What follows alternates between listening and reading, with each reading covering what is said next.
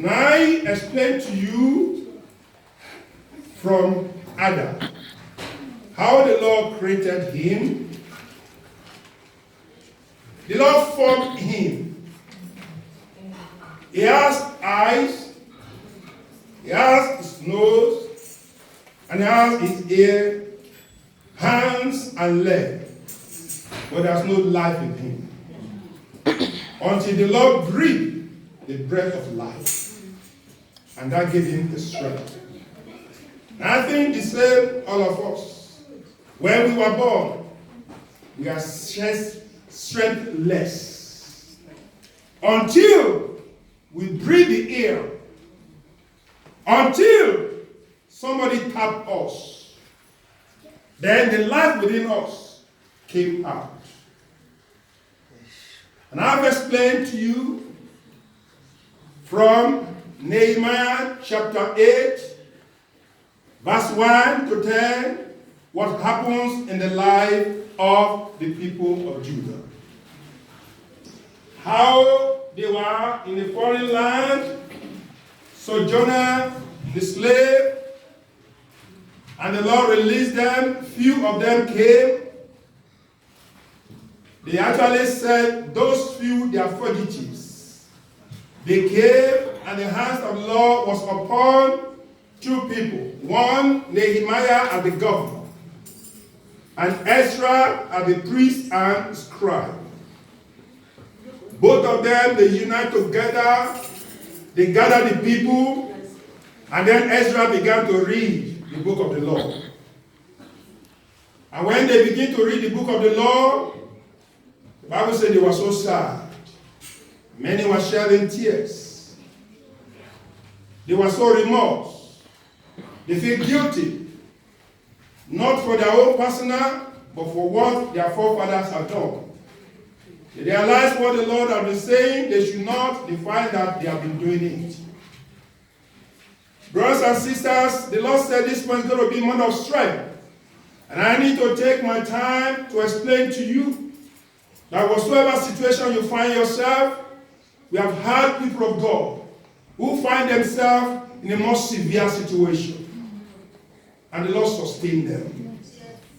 And I come to tell you this afternoon that the Lord will sustain you.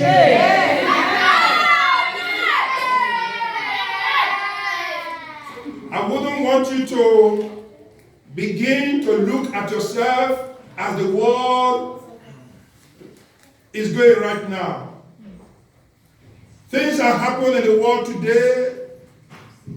I would not want you to look at what goes on in the world, but look at what God is capable of doing in your midst. Praise the Lord. Hallelujah. That psalm that was read this morning, Psalm 37. I want you to use this psalm for the rest of this month. Read it prayerfully. Ask God to break it down for you. Ask God to strengthen you through it. Psalm 37 from verse 1. Brothers and sisters, he said, do not fret because of evil men, or be envious of those who do wrong. For like the grass, they will soon wither. Like green plants, they will soon die away. Do not fret means do not be shaken. Do not be afraid. And do not be discouraged. Do not say, after all, I did all I could. Why is my situation remain unchanged? When you see other people's situation are changing, you must do what verse 3 says. You must trust in the Lord and know that He has a good plan for you. Amen? Amen. I don't know what you have been doing in the past and what you are aiming for. You have been doing everything, but what you aim for is not yet coming. Listen attentively. He said, trust in the Lord and do good. Don't say because the evils are progressing and you will put your hand in evil. Don't say you will borrow power from the Macumba or from the Rosicrucians or from the lodges or from the idols or any other power beside the power of God in order to excel or in order to make it. Trust in the Lord and begin to do good.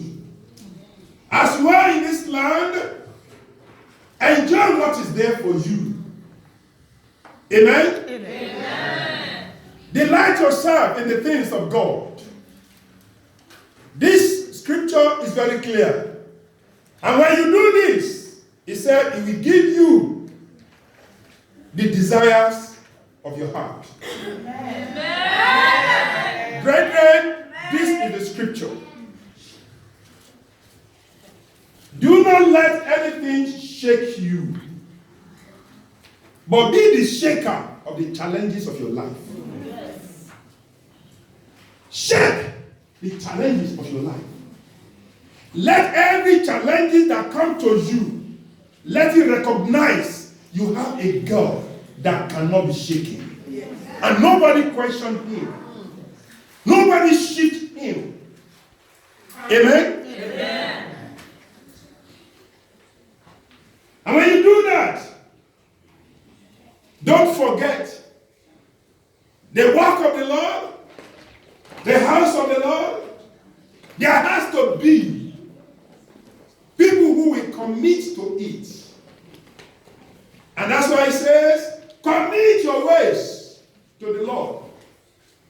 When he has granted you your heart desire, I say so people, what God gives to us should not be an excuse for us to serve him. God give us a wife. To some people, the wife become an excuse. God give us husband. To some people, the husband become an excuse. God give us children. To some people, the children become an excuse. Some give us car. To some people, the car becomes an excuse.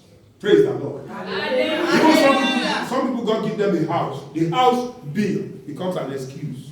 The mortgage becomes an excuse. Everything that God has given to us, it shouldn't be an excuse. Praise the Lord. Hallelujah. So we must commit ourselves to the Lord and trust him. And the Bible says we do this. Listen to what the Bible says God will do when you trust him. Number one, it says, we make your righteousness shine like the dawn.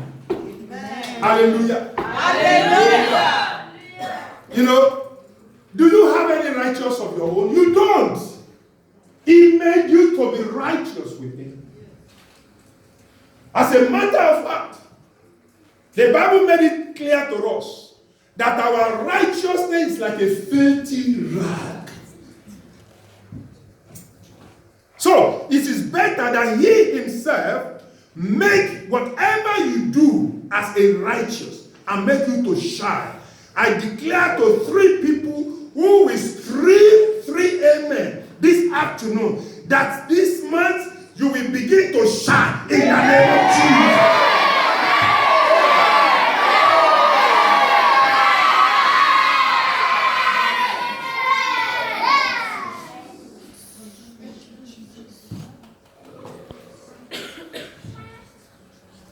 Whatever situation, when challenges come, do one thing, be still. When challenges come, be still. Praise the Lord. Hallelujah. Be still before the Lord and wait patient for him. That's verse 7. Do not fret when men succeed in their ways, when they carry out their wicked scheme. This is not a pride. This is a fact. It's a deliberate action by the Lord, not to say a man is right with him more than Jesus. Praise the Lord. Hallelujah. Jesus' blood can save you. Jesus' power can save you. No pastor's blood can save you. So Jesus, who had the power to save you, did it in 3.5 years. He was called to glory. If you are here today, listen very attentively. 3.5 years. He was called back home. Because his life and his death can give life. Oh, you didn't get that. Yes. His life when he's living and when he's dead, he can give life. Yes. And about God, he can't be dead. He cannot be dead. Praise the Lord. Hallelujah. But in the ministry, we have been in this ministry for over 25 years. Brethren, we have seen seas rise. We have seen seas subdued. We have seen mountain. We have seen valley. We have been broken down. We have been torn into pieces. For 25 years, we are still growing strong. The Lord is still holding us. It is because I can save you. He that can save you have already done the work. He has completed it. Me and you are only making effort that we can get there. Then if you understand that, every situation you pass through, every challenge that comes your way, you will declare to that challenge, he will not make you to bow down. He will not overshadow you. He will not swallow you, but he will swallow every challenge.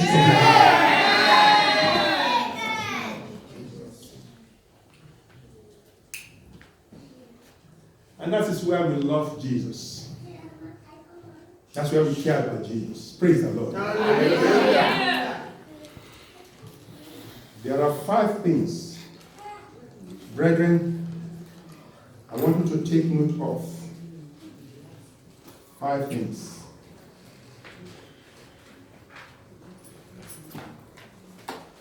You need to operate in the strength of the Lord.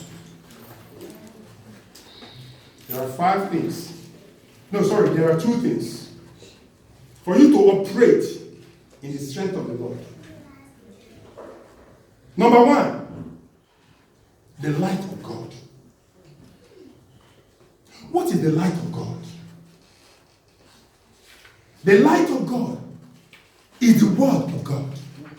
Amen? Amen. And as a Christian, when you believe in Christ Jesus, according to Matthew chapter 5 verse 14, he said, you are the light of the world. You are a city that is set upon the hill that cannot be hidden. When you are in the Lord, you are a light to people around you. Praise the Lord. Hallelujah. Matthew chapter 4 verse 14, chapter 5 verse 14. And when chapter 8 or John chapter 8 verse 12, Jesus declared, he said, I am the light of the world. He that walketh with me will never walk in darkness. Amen. Praise the Lord. Hallelujah. Brethren, how long do you study the word of God concerning your situation? How long do you seek the word of God concerning your life? Will determine the strength by which you can challenge all your challenges. Praise the Lord. Hallelujah. Quickly, number 2. In verse 13 of that Matthew chapter 5, it says that we are the salt of this world. Praise the Lord. Hallelujah. I pray Today you will understand who you are in the Lord. These two things give strength to the delicious, it gives sweetness to life. Salt is so powerful. I believe you will understand that. It's so powerful. You cannot take a handful of salt and put in your mouth. You will regret you ever touch it. But when you cook anything, praise the Lord. Hallelujah. Woman who wants to cook, maybe let's say soup, you get potato, you get tomato, you will get onion, you will get Maggi. Maggi is this part of it. Let's say peppermint and all those things. When you put all those things together, salt will be the one that will blend all of them and make them to be delicious. When the Bible says you are the salt of the earth, it means your life is sweetening people around you. So if you are meant to be sweetening people around you, how will you allow challenges of life to demoralize you? Am I speaking to people of God? Yes, let this come clear to us. Those two things, for you to operate in the strength of the Lord, you need a light, which is the Word of God. Study the Word of God. Ask questions. The Hebrew word, chapter 1 tells us, God, our Father, is still speaking.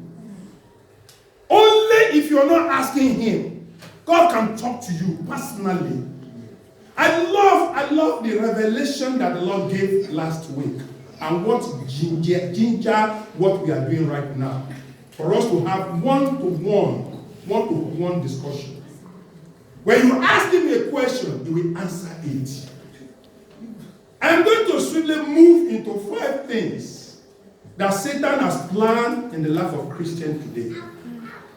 Praise the Lord. Hallelujah. This thing reduces the strength of the Lord in the gathering of the faithful. 5 things that the devil has planned in the midst of Christians. The first thing he has planned is doubt. Doubt. He put doubt in our life. This makes us to question God's word and to question His goodness.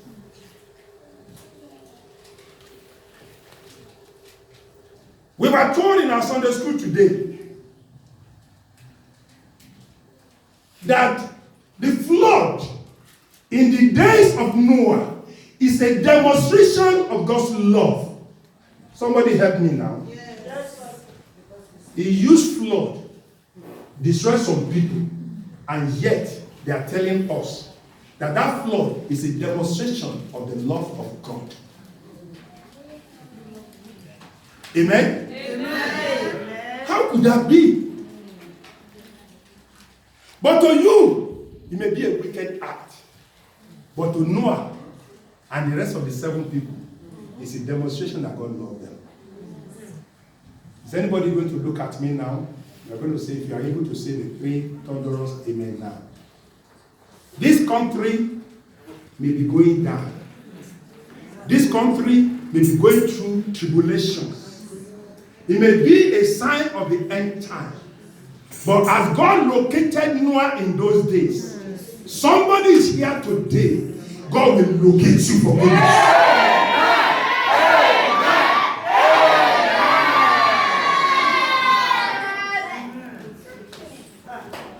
It's a matter of time. You know how many years Noah was just being right with God? Alone. Just alone. And then when the time comes, God wants to act. He said to himself, I will destroy, I will wipe out the people that I've created. He gave the reason. He said the thought of their heart is wicked to the core. I will wipe them out. But in wiping them out, he located Noah. I say it again. Ezekiel chapter 22 verse 30. The Lord says, I sought for a man or a woman in CSC Monday. Because of him or her, I will not make the devil to destroy this church. I am looking for that man. Today, God will locate that man, that woman, in the name of Jesus.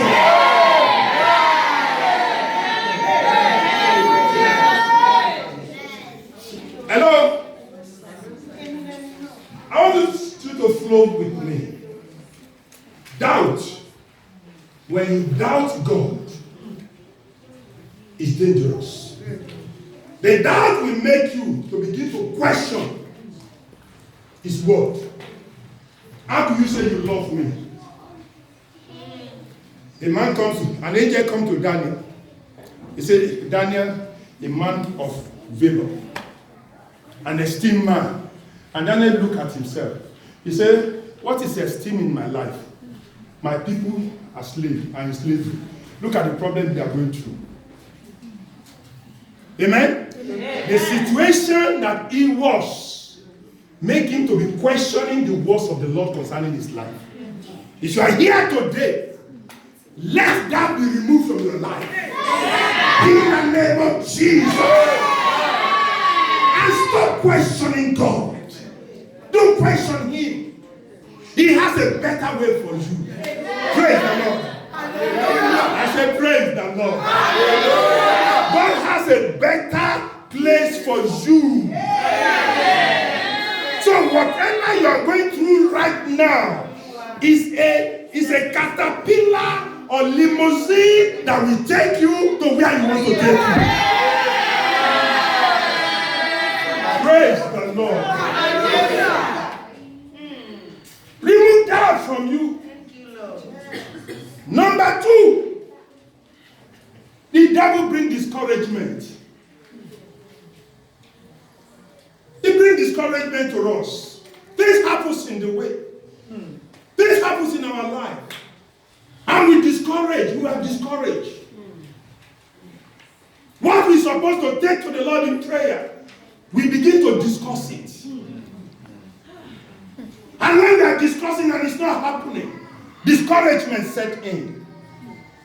And when discouragement set in, this makes us to look at our problems rather than look at God. That's why so many people look at the problem of their life instead of looking at God.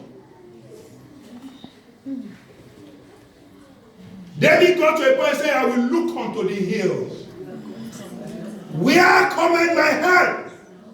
And where does it come? It comes from he that maketh the heaven and the earth.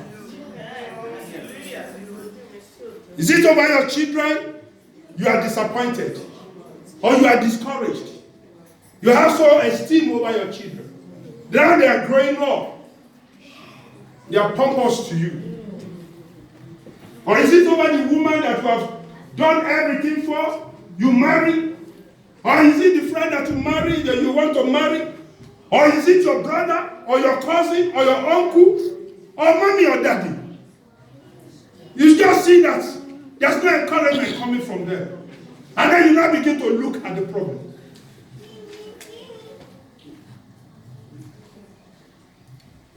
A brother of mine, you'll be hearing this, you'll be watching this. He had a stroke some years ago, they told me. I've even forgotten that I spoke to his life there. I said that stroke will not kill him. That's all I said. I will just pray for a few minutes. So this year now he's now calling me. And one of his brothers now said, why is he disturbing me again? After all, I said to him then that stroke will not kill him. And he's still alive. He should be happy. Hello, somebody. Yes, I want you to know the God that you serve is able, abundantly able. Is powerful. Oh, yes. I say to every one of you that says 7 amen today. God will ridicule your challengers.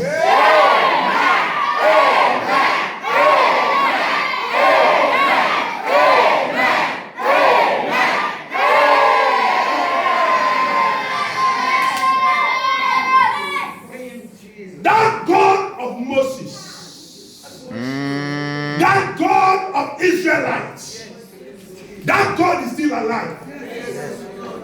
He ridiculed Pharaoh at the point that he thought he has claimed victory. I say again, every challenges of your life, be it a woman or a man, born of woman or taken out of woman, God will ridicule them in the name of Jesus.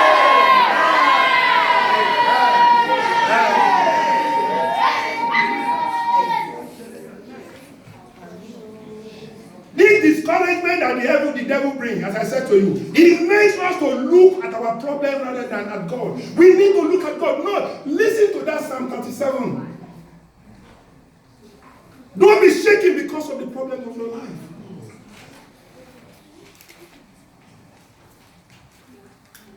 Everywhere is a place of sacred for those who believe in the Lord. Ibi gbogbo ni ilé ọkọ̀ fún àkóbá Ọlọ́run.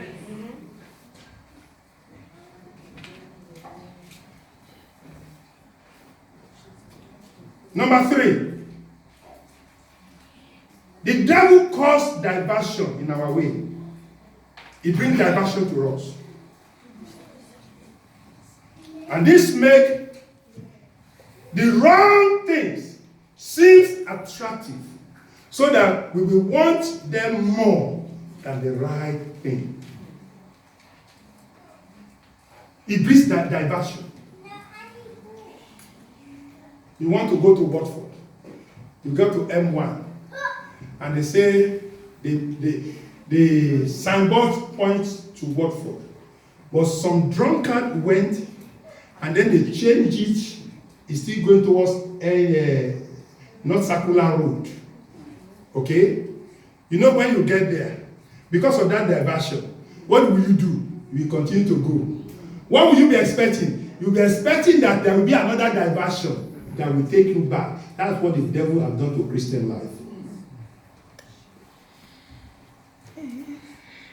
When he brings diversion, he makes the wrong way, the wrong thing seem so attractive. And we want more of that than to go the right way. Praise the Lord. Hallelujah. Number 4. Am I correct? Number 4? Yes, sir. Okay. He wants us to be defeated. That's one of the things he has planted in our life. He wants you and me to be defeated. You remember what the Bible says? That what we are wrestling with is not carnal. They are spiritual things. We are not fighting. How can I be fighting Uncle Moses? If I fight Uncle Moses now, I'm only going to be ashamed tomorrow. Because if I give him a punch now and he goes down, I will be the one to begin to pray for resurrection, isn't it? Hallelujah. Amen. And Uncle Moses may say that, Pastor, don't think like that too. I might look for a very clear, a very subtle place and give it to you, and Baba, you'll be on the floor. Praise the Lord. The devil has planted the spirit of defeat into the heart of Christians.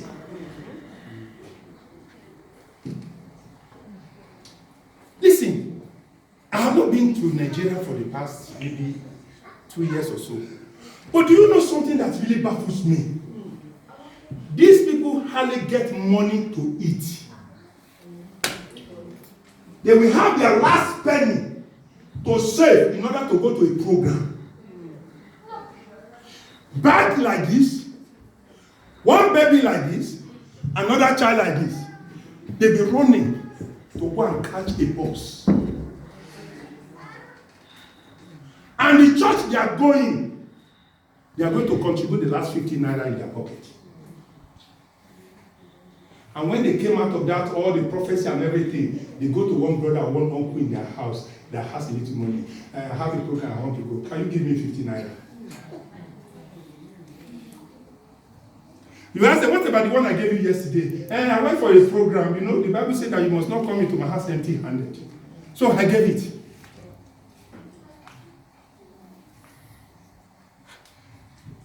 But they are also Christian. But in United Kingdom, see how the effectiveness of what the devil has planted in our spirit. He wants us to be a defeated fool. He makes us to be as if I don't have to be there. He can call, you are not the only person that is lacking. There are other people that is lacking. Who told you that when other people are lacking, when other people are going through challenges, who told you the day that you will have a way of escape from your own challenges? Who told you? You don't know. So if you don't know, why would the devil now come to you one day and say to you that, oh, don't worry, you are not the only one? It is because he wants us to be defeated. He has planned it. He has orchestrated it. But the God that we serve never wants you and me to be defeated. He wants us to have victory. Our victory is not in the hand of the devil. It's not in the hand of our challenger, but in the hands of God that has created us.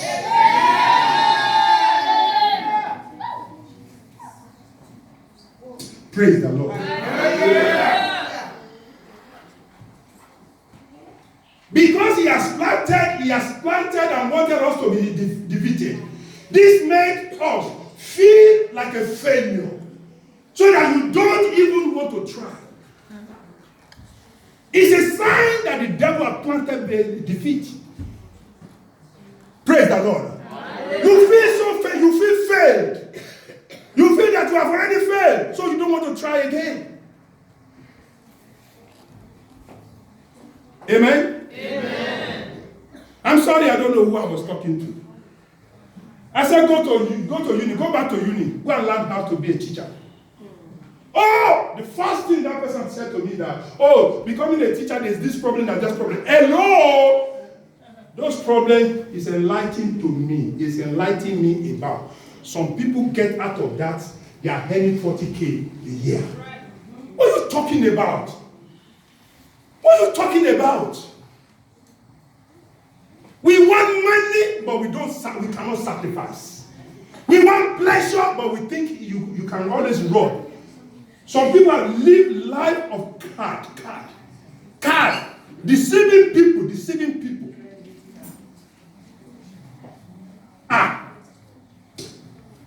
If there's anybody in this place that lives on credit card, today the Lord will deliver you. I said the Lord will deliver you.